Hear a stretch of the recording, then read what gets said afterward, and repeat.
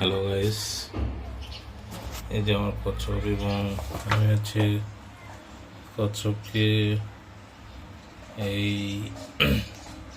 কলমি শাকগুলা খেতে দিয়েছি। তো তারা আমার সাথে অনেক দিনই আছে, প্রায় 15-20 দিন হয়ে গেল। এখন খুবই ফ্রেন্ডলি। আগে দেখলে পানির নিচে লুকায় যেত, তো এখন আর সেরকম করে না। এখন দেখেন নিজে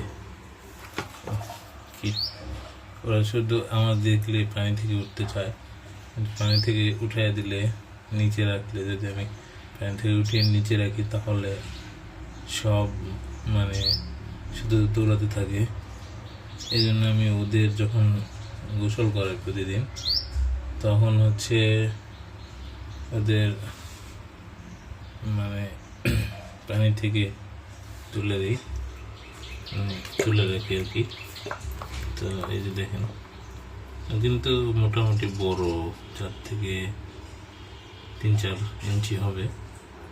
আরেকটাও প্রায় সমান, একটা আছে একটু ছোট।